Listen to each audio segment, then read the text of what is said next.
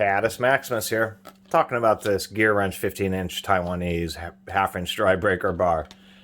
GearWrench tools haven't personally been my favorite, but I guess they're okay for their price. Some of their tools actually have grown on me. I was not really a big fan of their ratchets, but I did pick up this really long 3/8 ratchet as well as the long handle 1/4 inch, and they've worked out. These 120 XPs don't have the tightest anvils and stuff, but they actually are reasonably strong and pretty small head, so I thought they were okay. And reasonably priced mid-well length sockets seems to be one of their better deals. I would pass on this 15-inch breaker bar though. Retails for around 25-30 bucks, and it's just a regular old breaker bar. There's no extra special alloy that GearWrench is using besides anybody else, and I think it's just a little bit cheesy. They could have made it a little bit heavier duty, and there are a couple things. I guess the best part about this breaker bar is that it has a pretty strong detent. Actually, this is snap-on level detent right here. Actually pretty surprising. So you will not have any issues with the sockets actually falling off. Besides that, the anvil itself just isn't as heavy duty as I would like it. The fork isn't as thick as I'd like it to be. And it's missing some features like a ball detent. What I mean by the fork and the detent is... Here we go. Here's one of my favorite Taiwanese. This old Mastercraft Pro really has worked out well for me. And we can see that we have a detent for it to center. So when you're spinning out the fastener, it does want to stay straight, which is a nice feature.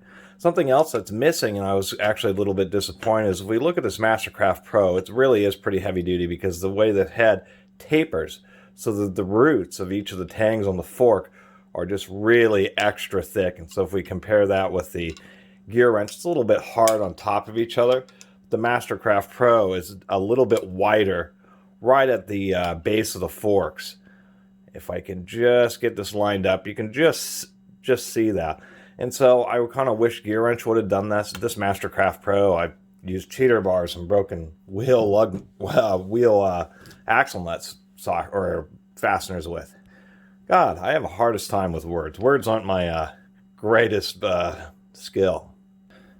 So besides that, I always use this as an excuse, you know. If you're and it is true, some of the subscribers have mentioned in my previous breaker bar reviews that, you know, these 14, 15-inch ones are pretty short. Really, you'd be better off just buying like a big Harbor Pittsburgh or Icon long handle ratchet. It's going to be longer than this breaker bar. You get a ratchet, flex head ratchet out of it, and you use it as your breaker bar, just flat out. Another option, if you're going to be spending around 30 bucks, don't get the GearWrench. Just get the big Pittsburgh or even the more expensive Icon. But if you're going to get a cheap breaker bar, get one of these super long handle ones.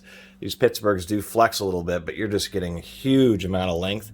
And one of the things I actually like about the Pittsburgh is the way the anvil uses a oversized stock, so that the loop where the anvil is attached to the breaker bar handle is really extra thick, and so that's what kind of disappointed me. I'm sure the strength is very similar, but nonetheless, I like the idea of having a little bit more material there.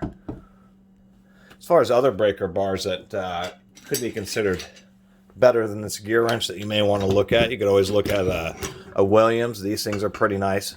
Definitely a very elegant design compared to the GearWrench. I just love doing these breaker bar comparisons. Maybe I'll just start collecting breaker bars. Here's an 18-inch Mac. This is definitely a very heavy-duty breaker bar. That would be an option. Here's this Hazette that I just reviewed. The Hazette is certainly heavier duty than this GearWrench. Has quite a bit of material in the fork, and once again, a oversized stock, heavy-duty handle. Nice German one. Of course, we have, this is an older SK Diamond logo. But once again, here's an SK versus the GearWrench. So, when I start comparing to a variety of breaker bars and the specific little aspects of them, GearWrench really starts falling pretty far down the list. It's an okay bar for an okay price, and if you're invested in GearWrench, you might as well, you might pick it up. Otherwise, if you're just looking for a decent half-inch drive breaker bar, there's a whole lot of other options. And in that $30 price point, it's going to be hard to actually... This is one of the few tools I would really recommend to Harbor Freight, just because the breaker bars, if you have an issue, you can replace them relatively easily, although Harbor Freight's getting harder to deal with warranties. That's for sure. But I was just a little disappointed. Actually, I didn't buy this new, or I bought it new. I got it at a pawn shop for 15 bucks, and that's actually what I feel it's worth. I think this is about a $15 breaker bar. Anyway, really appreciate everybody who's been watching and subscribing and commenting on my Velcro shoes. And if you haven't subscribed, please do. Until next time, Catus Maximus out. Here's a little postscript. And I forgot to mention this, I was just looking at the end of this and noticed that the hole has not been drilled centered. You can just see how much more material is on that side than this side, which is disappointing. And then if you look at the top buckle here, it's pretty lopsided.